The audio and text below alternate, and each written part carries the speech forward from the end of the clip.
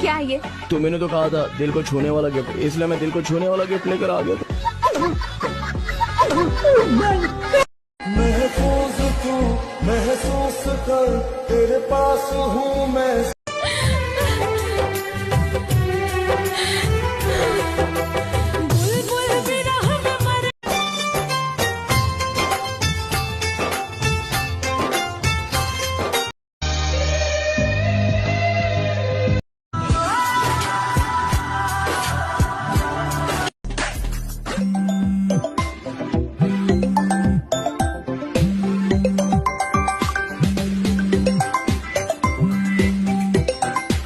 ये दुनिया बड़ी मतलबी है। जब आपके पास सब कुछ होता है तब सभी अपने बन जाते हैं, और जिंदगी में थोड़ी सी मुश्किलात क्या आ गई तब अपने पराये बन जाते हैं। हमेशा अपने आप से मतलब रखना चाहिए और अपनी जिंदगी